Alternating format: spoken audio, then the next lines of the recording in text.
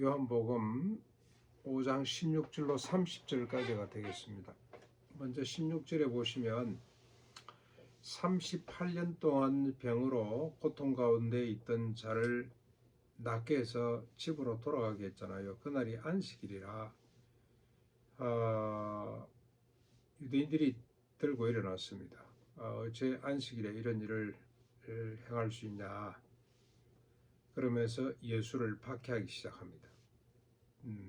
예수를 오히려 더 고맙게 생각하는 것이 아니고 38년 된 병자가 일어나 걸어가는 것보다도 안식일을 지키라고 하는 이 율법주의에 사로잡혀서 예수를 오히려 비방하는 거죠. 원래 율법의 뜻은 안식일을 주신 하나님의 뜻은 뭡니까? 쉼이죠. 쉼, 자유. 그건 노동으로부터 또 두려움으로부터 욕망으로부터 자유하고, 그날은 쉬면서 하나님을 생각하고 하나님의 창조 질서를, 하나님의 섭리와 은혜를 기억하고 예배하는 것이 안식일의 목적인데 거꾸로 됐어요. 거꾸로. 안식일이라고 하는 법에 매여 가지고, 행식에 매여 가지고 오히려 하나님의 안식일의 뜻을 거부하고 있는 이 유대인들의 모습을, 이런 모습을 우리가 보게 됩니다. 이게 인간의 모습이죠. 그러니까 이제 안식일이 왜 이렇게 변질되냐, 자기를 위해서 그렇게 되는 겁니다. 안식일을 얼마나 잘 지키냐 가지고 서로 내가 의롭다고 경쟁하기 때문에 자기의 일을 쌓기 위해서 안식일의 본질을 잃어버린 겁니다. 우리가 이걸 참 조심해야 될 것 같습니다. 어쩔 수 없는 것 같아요. 인간은 연약하기 때문에 행식과 본질, 뭐가 중요한지, 행식은 도구에 지나지 않는 거잖아요. 본질을 추구해야 되는 겁니다. 지금도 우리가 주일을 지키고 있습니다. 주일의 진정한 의미는 뭔가? 쉼이죠. 쉼. 제가 목회를 하면서 제 발로 오해는 가서 좀, 그때는 주 6일 근무제였기 때문에 그때가 많았거든요. 6일 근무이기 때문에 이 예수 믿는 사람들이 쉬는 날이어서 주일 되면 와가지고 또 예배 드린다고 아침부터 와가지고 오후 늦게까지, 옛날에는 저녁까지 있었잖아요. 늦게까지. 그래서 이건 아닌 것 같다. 토요일도 모시고, 그래서 안식일 이제 우리가 오전 예배만 드리고 오후에서 쉬어보자 그랬더니 사람들이 쉴 줄을 또 몰라. 쉬는 게 뭔지를 몰라. 참 지금도 우리가 주일이 어떤 개념인지 모르겠어요. 예배 드리면 끝나는 건가? 아니면 진정한 우리가 주일을 통해서 쉼이 있고 하나님을 깊이 생각하고 하나님의 창조 질서를 기억하고 참된 자유와 평강이 우리 속에 넘치고 있는가를 한번 늘 점검해 봤으면 좋겠습니다. 아무튼 안식일의 법은 인간에게 참된 자유와 쉼을 주시기 위해서 만들어진 법이라는 거 우리가 한번 정리하고 넘어갔으면 좋겠습니다. 자, 이렇게 자기를 핍박하는 그들에게 예수님께서 17절에 말씀합니다. 내 아버지께서 이제까지 일하시니 나도 일한다. 지금 일하시는 게 뭡니까? 38년 된 병자를 찾아가서 그를 고쳐 자기 침상을 들고 돌아가게 하는 거죠. 그게 하나님의 일이고 자신의 우리 예수님의 일입니다. 더 궁극적으로 가면 이제 이 사람이 회개하고 다시는 죄 짓지 않고 거룩한 하나님의 백성으로 천국 가게 하는 것까지 다 포함됩니다만은 고통 가운데 있는, 슬픔 가운데 있는 사람을 위로하고 회복하는 것, 그게 하나님 하시는 일이고 예수님이 하시는 일입니다. 그리고 안식일을 주셔서 사람으로 하여금 노고로부터 자유와 안식을 얻을 수 있도록, 욕심으로부터 자유할 수 있도록 하는 것이 하나님의 일이란 말이죠. 18절에 이 말을 듣고 유대인들의 반응이 아주 재미있습니다. 이 말 때문에 더욱 예수를 박해하는 수준이 아니라 이제는 죽이려고 합니다. 왜 그러냐? 이는 안식일을 범할 뿐만이 아니라 하나님을 자기의 친아버지라 하여 자기를 하나님과 동등으로 삼았기 때문이었다고 밝히고 있습니다. 유대인에게 예수님의 이 발언은 신성모독입니다. 신성모독은 죽음이죠. 죽음에 해당하는 죄가 된다고 판단을 하는 겁니다. 모순도 이런 모순이 없습니다. 그렇죠? 하나님의 뜻을 제대로 전하는 사람을 신성모독으로 그렇게 단죄하고 죽이려고 하는 이런 모순을 우리가 보게 됩니다. 인간은 자기의 생각과 맞지 않은 자를 배제하죠. 배제하고 부정해버립니다. 뭐 꼭 우리가 육신의 생명을 거두는 것으로 죽음이 아니라 자신의 생각과 다른 사람을 배제해버리고 그 다음에 부정해버리는 것 자체가 죽음이죠. 살인입니다. 살인. 그 니체가 잘 정의를 한 것 같습니다. 나는 옳고 너는 그러다.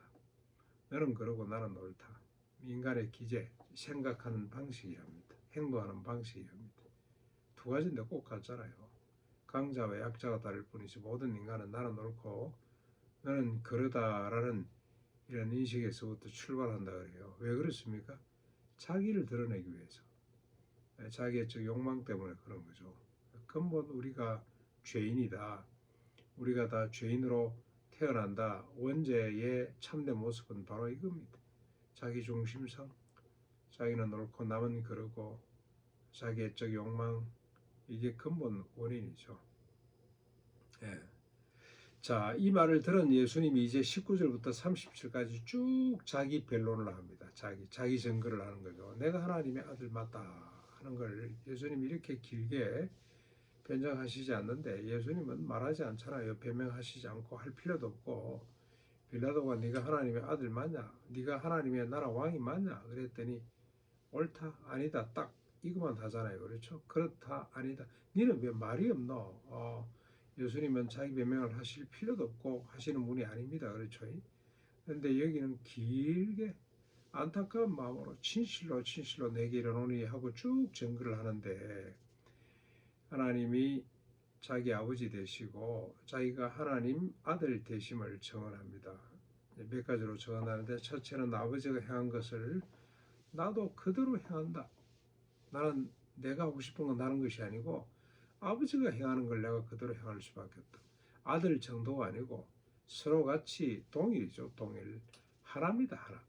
두 번째로 아버지께서 죽은 자를 살리듯이 나도 죽은 자를 생명으로 살리는 일을 하고 있다. 세 번째 아버지께서 심판을 내게 하나님이 직접 심판하지 않고 모든 심판을 내게 맡게 하셨다. 네 번째 아버지에게 생명이 있는 것처럼 나에게도 생명이 있다.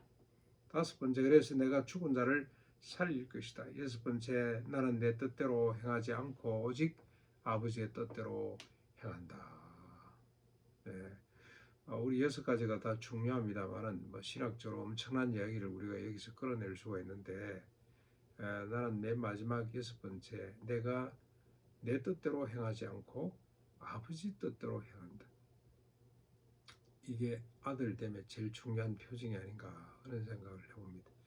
하나님의 생명을 하나님의 본체에 함께 하시는 분, 다시 말하면 하나님과 하나이다라는 뜻은 아버지 뜻대로 행하는 것으로 드러날 수가 있겠다.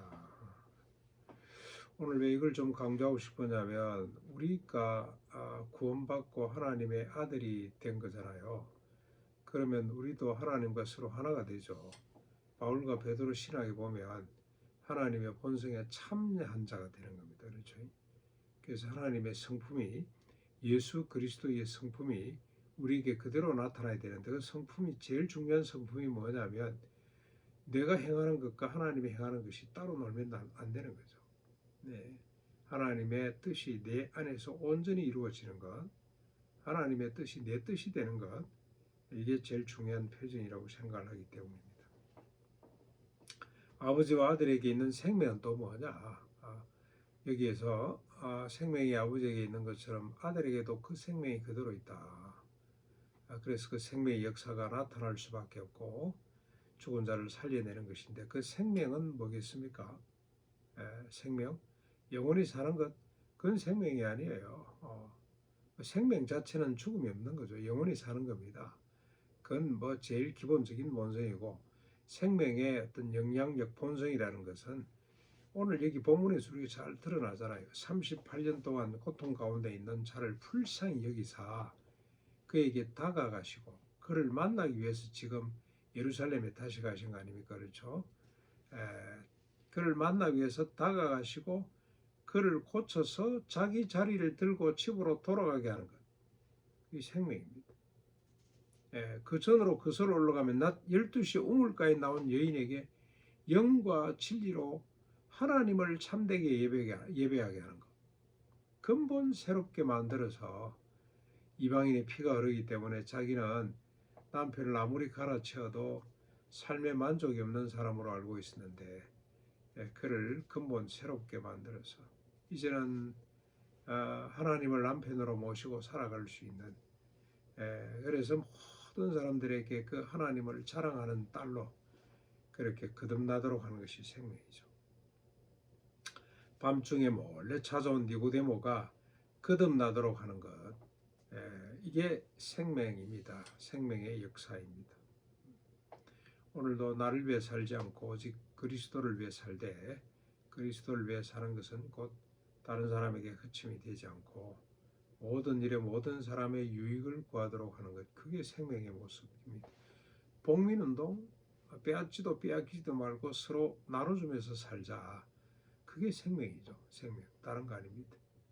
오늘도 내가 아니고 오늘도 우리 자체가 아니라 우리 지역의 필요가 뭔지 주님께서 가신 그 길 있잖아요. 주변부 소외되고 고통받는 타자를 찾아 그를 무한 책임지고 떠받들기 위해 가는 그 길이 생명의 길이고 그 능력이 생명이죠.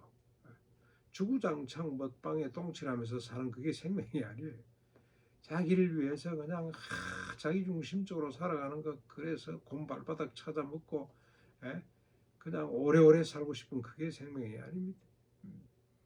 생명은 썩어지는 미랄이 되는 것, 그게 생명이죠. 그래서 많은 열매를 맺게 하는 것, 생명은 반드시 썩어져야 땅에 묻혀야 많은 열매를 맺는 겁니다. 그렇죠? 그게 생명이에요. 오늘도 예수 그리스도 안에 있는 생명을 얻은 자로 그 생명을 누리며 행하는 자로 살아갈 수 있기를 바랍니다.